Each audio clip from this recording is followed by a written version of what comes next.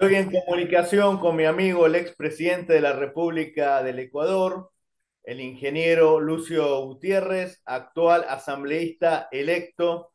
Lucio, muchas gracias por acceder a esta entrevista. Felicitaciones por la elección que te dio la posibilidad de ser asambleísta nacional del Ecuador. Hola, muchísimas gracias. Un saludo a los amigos de Argentina, de Bolivia, de Perú y de toda América Latina. Realmente con una gran responsabilidad para seguir trabajando por lograr una verdadera integración entre nuestros queridos pueblos. Se podría decir que el final de esta elección, de esta segunda vuelta entre la candidata Luisa González, ex asambleísta, contra Daniel Noboa, también ex asambleísta, ya se avisora un triunfo de Noboa, porque recordemos que hace unos años, en segunda vuelta, Lasso le ganó al candidato correísta Andrés Arauz, que justamente Andrés Arauz ahora es el candidato a vicepresidente. Se podría decir que todas las fuerzas que representa el Ecuador, que no son correístas, van a apoyar al candidato Novoa? Definitivamente esa es la tendencia. Las encuestas que se han publicado le dan el primer lugar a Daniel Noboa. Hay todavía un sector importante de gente indecisa que podría estar en alrededor de un 25%, que claro, podría incidir en la decisión final.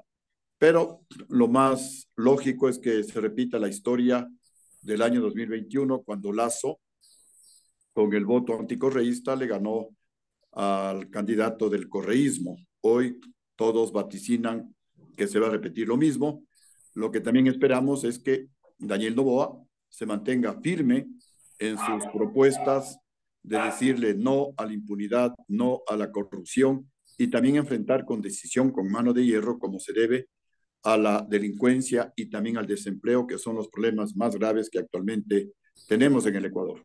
Una figura que se destacó sin lugar a duda, que salió cuarto, es Jan Topic, el empresario que fue miembro de la Legión extranjera, que fue un gran militar que por cuestiones de la vida no fue aceptado en el ejército ecuatoriano y otros países requirieron sus servicios militares. ¿Qué nos puede decir del futuro político de Jan Topic, ya que tú fuiste un socio político de él en las últimas elecciones? Sí, Jan Topic hizo una muy buena campaña. Lamentablemente en los últimos días, cuando en las encuestas él llegó a estar hasta en segundo lugar, muy cerca de la candidata correísta, que estaba en primer lugar, la campaña sucia, virulenta, violenta, despiadada que le hicieron en contra de Jan Topic, definitivamente afectó al resultado final y es por eso que Jan Topic no pasó a la segunda vuelta Pero electoral. en el Se debate fue entiende. uno de los que más se destacó. Yo vi el debate no en su totalidad porque fue larguísimo, pero vi pasajes del mismo. Él fue atacado constantemente por la candidata correísta, pero sin embargo él se manejó muy bien en sus propuestas y en su firmeza. Sí, definitivamente el ganador del debate, según nosotros y muchos analistas, fue Jan Topic. Otro que se destacó en el debate fue Daniel Noboa. Así es. Y eso le ayudó muchísimo para subir puntos.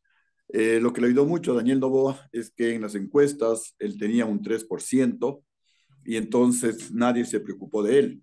Los ataques fueron entre los probables finalistas, entre Corrió ellos Jean Pierre. libremente. Él corrió libremente, exacto, y entró pues por el flanco sin ningún obstáculo. Y más bien ahora que ya está en la segunda vuelta comenzaron los ataques, pero parece que ya son a destiempo, porque la gente que no compagina con Correa está definiéndose a favor de Daniel Noboa, que posiblemente va a ser el triunfador. Daniel Noboa enfrenta retos como los que ya mencioné. Él no debe apartarse de su propuesta política, no debe pactar con el correísmo, como lamentablemente lo hizo Lazo. Lucio, Y si eso le gana permite. Novoa, ¿quién va a gobernar? ¿Él o su padre? Recordemos que su padre, el popular Alvarito Novoa, ex asambleísta, postuló muchísimas veces, incluso perdió una segunda vuelta con Rafael Correa. ¿Qué autonomía política tendrá él en esta desmarcación de su padre? Yo pienso que va a gobernar con autonomía política. Obviamente el padre le dará consejos, le dará recomendaciones en base a su vasta experiencia, especialmente en la parte empresarial, no tanto en la parte política. Y obviamente como padre, pues eh, se dará el derecho para recomendar, para aconsejar a su hijo, pero también el hijo también pues asumirá su derecho de aceptar o no esas recomendaciones. Pienso que no habrá una influencia nociva por parte del padre. Me parece que Daniel tiene su propio carácter para manejar el tema adecuadamente y también pues la gente le va a recomendar a su padre que no interfiera en las decisiones de su hijo. Ahora, el hijo que es muy joven, 25 años, sí debe equilibrar su gobierno porque la situación del Ecuador es muy difícil y se requiere de experiencia, no solamente de juventud, no solamente de fuerza, de voluntad, de rebeldía, de decisión, sino también experiencia, porque los problemas son gravísimos. Enfrentar a las mafias políticas que están coluidas con las mafias delincuenciales y con las mafias del narcotráfico no es Ese fácil. es un discurso que tienes tú desde hace mucho tiempo. Parece que nadie prestó atención a lo que tú decías. Recién ahora hablan del narcotráfico, de los mercenarios en Ecuador y tú lo vienes diciendo hace mucho tiempo. En este caso, ¿por qué no ha sido escuchado como se debe para tratar de evitar esta situación desastrosa que lamentablemente están viviendo? Porque lamentablemente el narcotráfico ha penetrado en todas las instancias, no solamente privadas, sino también públicas de nuestro país. Lamentablemente, y hay que reconocerlo, han infiltrado a Fuerzas Armadas, a Policía Nacional, por supuesto están en el Ejecutivo, en el Legislativo, En el en donde se periodismo, manejan, seguramente. en el periodismo también, en el Poder Judicial, en el Consejo Nacional Electoral, en el Consejo de Participación Ciudadana y Control Social. Estamos infestados por el narcotráfico. Entonces se requiere combatir realmente con mano de hierro, con voluntad, con decisión política. Se necesita endurecer las leyes. Nosotros proponemos ir a la cadena perpetua para todos esos narcopolíticos hasta que devuelvan la plata robada. Igualmente, cadena Esto es perpetua lo para que los hiciste tú jueces. en tu gobierno, no es Sí, una fantasía, sino es algo que se puede aplicar con firmeza y decisión, a pesar de que tú tuviste después un derrocamiento, pero fuiste firme en recuperar los bienes incautados. sí, justamente cuando yo decía en la campaña que vamos a recuperar la plata robada, que vamos a encarcelar a banqueros ladrones, la gente decía que son propuestas políticas o politiqueras, que es solamente discurso, que eso en la práctica va a ser muy difícil y demostramos que sí lo hicimos, que sí se lo pudo hacer. Claro que eso me costó el puesto, porque justamente los banqueros dolidos porque les encarcelé, porque les saqué la plata del bolsillo y no miles de dólares. 1.000 millones de dólares les saqué del bolsillo. Eso hizo pues que compren a los generales traidores del mando militar del año 2005, quienes al quitarme el respaldo se cayó el gobierno, Eso porque estaba muy ninguno. bien plasmado en tu libro El Golpe, que recomiendo leerlo. Sí, así es, sí, y yo lo sigo sosteniendo. Los golpes de Estado en el Ecuador y en el mundo dan los generales, no da el pueblo. El pueblo muchas veces es utilizado a favor justamente de los golpes de Estado que los financian las mafias politiqueras. Y por eso es que después del golpe que hubo en contra de mi gobierno, el Ecuador que se encontraba en una situación económica sumamente buena, éramos el país que más crecía económicamente de toda América.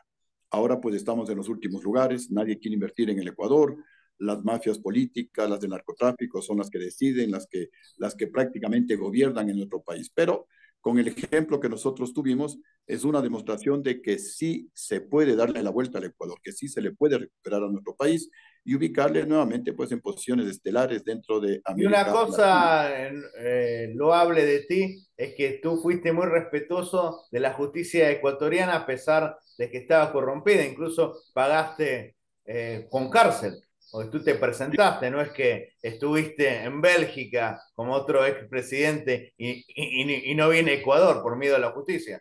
Tú Sí, valientemente te presentaste. justamente todo lo que yo mencionaba lo he demostrado con hechos.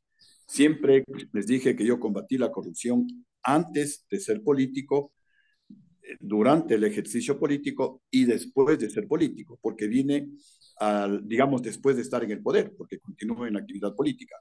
Soy uno de los pocos ejemplos en el mundo que estando el gobierno golpista en el poder, que estando los generales golpistas en el mando militar y estando los jueces y fiscales que me dictaron injustamente orden de prisión en el poder político, en el poder judicial, yo vine al Ecuador, ¿no? Les decía cuando me recomendaban que no venga, que me van a dejar 30, 40 años en la cárcel, yo les decía, cuando uno tiene la verdad, uno se le enfrenta al mundo y se le vence, y así fue. 94 denuncias que me presentaron en la Fiscalía General del Estado, las gané todas. Y por eso es que camino libremente por el país, más bien recibiendo el aprecio de la gente. Ojalá pues este Otro tema ejemplo... también importante que por ahí muy poca gente lo sabe, que tú después de dejar la presidencia no tuviste ningún cargo político, te dedicaste a hacer política y a trabajar en el sector privado, promocionando la guayusa. Esto habla muy bien de ti, porque hay otros políticos que están colgados del Estado y viven 30, 40 años del mismo. Tú no, tú supiste ganar tu vida en el sector privado. Así es. Tengo un emprendimiento de bebida de guayusa. Algún rato hay que llevarle a la Argentina, inclusive a Bolivia. Es una Bien. bebida maravillosa. La guayusa, para que tengan una idea los amigos del sur del continente, es prima hermana del mate. Es muy parecida al mate, tanto la siembra, el cultivo, la cosecha y el procesamiento. La guayusa tiene algunas propiedades adicionales a las del mate, además de ser energizante. La guayusa tiene el doble de antioxidantes que el té verde, por eso en nuestra Amazonía a la guayusa lo conocen como antiarrugas, también tiene propiedades antiinflamatorias y también pues en forma entre broma y serio a la guayusa la conocen como el Viagra amazónico porque limpia las arterias y hay una mejor irrigación al aparato genital de hombres y mujeres. Entonces es una planta realmente fabulosa, la bebida es riquísima, y ya digo, pues algún rato está de hacerle llegar a Argentina para, al mismo tiempo que se consume con las materas, consumirlo también con las guayuseras, recordándoles una vez más que la guayusa es prima hermana del mate dentro de la clasificación de las plantas alimenticias. Pero bueno, en todo caso, pues estamos aquí nuevamente en pie de lucha. Queremos ir a la Asamblea Nacional para con leyes combatir la delincuencia, la corrupción Lucio, y tú también tienes ayudar a cuidar los experiencias y bosques. condiciones para ser el presidente de la Asamblea. ¿Tú piensas que Noboa tendría que pactar que el presidente de la Asamblea sea algún aliado? Mira, yo voy con la idea de trabajar en beneficio del país desde cualquier trinchera. Cuando uno quiere trabajar, no importa el puesto, no importa la ubicación, sino la voluntad de lucha, la decisión que uno tenga de servir a su país. Y yo lo que pretendo es servir al Ecuador a través de leyes, ¿Pero tratar de estarías dispuesto a implementar. asumir la presidencia de la Asamblea o, por qué no, en el 25 ser candidato a la presidencia de la República debido a tu experiencia y a tu honorabilidad? Bueno, como se dice en el argot militar, el soldado ni se presta ni se niega. Igualmente en la parte política, el buen político ni se presta ni se niega. Ni me presto ni me niego a ninguna responsabilidad. Lo que sí haré pues es trabajar en beneficio del país, no solamente legislando, sino también fiscalizando. Hay que fiscalizar mucho al gobierno de turno, obligarles a los ministros a trabajar. En el Ecuador hay muchos problemas con la parte de atención médica en los hospitales públicos, pues habrá que El fiscalizarle y tema hacerle trabajar a los migratorio, ministros de Lucio, salud. Hay recordemos problemas. que los implicados del asesinato del candidato ecuatoriano Fernando Villavicencio fueron extranjeros. No es que todos los extranjeros sean malos, pero hay que fijarse que entren por la frontera gente digna y honorable. Sí, lamentablemente en la nueva constitución ecuatoriana se pusieron dos artículos por los cuales nosotros luchamos y no estábamos de acuerdo con la aprobación de esa nueva constitución. El primero es que se prohíbe la extradición de delincuentes, especialmente narcotraficantes. Y el segundo artículo, el 416, numeral 6 de nuestra constitución, que aplica el principio de la ciudadanía universal, con lo cual le convirtieron al Ecuador en tierra de todos y al mismo tiempo en tierra de nadie, porque acá vienen miembros de los carteles de la droga, de bandas delincuenciales, nadie les pregunta qué vienen, nadie les pide papeles, se implantan en el Ecuador, han sembrado el terror y le han convertido a nuestro país en un basurero de la delincuencia No se internacional y en un puede paraíso permitir que vengan de la droga. extranjeros al Ecuador a matar ecuatorianos ni a hacerles daño. Mira, en situaciones difíciles como esta, hay que tomar decisiones duras. Cuando yo estaba de presidente, y a pesar de que existe el acuerdo de Cartagena y de la Comunidad Andina de Naciones para con cédula movilizarse libremente por nuestros países, yo tomé la decisión de implementar el requisito del pasado judicial para todos los turistas que por tierra ingresaban al Ecuador. Y cuando me reclamaba el presidente Uribe de Colombia, el presidente Toledo de Perú, yo les decía, miren, ustedes pónganse en mis zapatos. ¿Qué harían ustedes si tienen al norte la amenaza de la narcoguerrilla de las FARC y al sur la amenaza de la narcoguerrilla de Sendero Luminoso? Entonces me entendían, pero claro, políticamente para ellos era difícil, pero por encima de todo está la seguridad de nuestro pueblo en situaciones duras, difíciles. Ahora esa es una de las posibilidades, implementar el requisito del pasado judicial, poner, normar, regular esto del principio de la ciudadanía universal para que se pidan papeles, para que se investigue a las personas que vienen al Ecuador a instalarse, especialmente gente que tenga pues Y aparte es una lógico, los ecuatorianos en cualquier lugar del mundo también le piden antecedentes que digan su procedencia. exactamente, sobre todo cuando hay gente sospechosa, se tiene que investigar. No puede un país ser tierra de todos y tierra de nadie. No puede la casa de uno dejar las puertas abiertas, las ventanas abiertas de par en par. Uno tiene que decir, bueno, ¿quién es usted? ¿A qué viene? ¿Qué va a hacer en nuestro país? Sobre todo en esta situación complicadísima. Mira lo que hace la primera potencia mundial. No solamente que controla la migración irregular, sino que pone muros de contención en las fronteras. Y aquí un país pequeño como el Ecuador dejamos las puertas de nuestras fronteras abiertas de par en par. Y por eso en el Ecuador se vive momentos de terror. Se asesina a uno de los candidatos que posiblemente podía haber ganado la presidencia de la República por la lucha justamente contra las mafias delincuenciales, las mafias políticas y también las mafias del narcotráfico. Pero ese legado hay que continuarlo. Justamente nosotros hemos hecho un proceso de unidad con un buen sector de este movimiento político que se llama Gente Buena, que patrocinaba la candidatura de Fernando Villavicencio. Y también hay otro movimiento político que igualmente pues apoyaba a Fernando Villavicencio, que se llama el Batallón por la Paz y la Democracia, que lo comanda justamente un ex capitán de fragata de la Marina Ecuatoriana, Edwin Ortega. Ah, lo Así que conozco, estamos, Edwin Ortega Sevilla, que fue perseguido por el régimen de Correa. Lo conocí en la feria del libro de Guayaquil, me obsequió su libro. No sabía este dato, que Edwin está sí, activamente en política. Muy buen elemento. exactamente.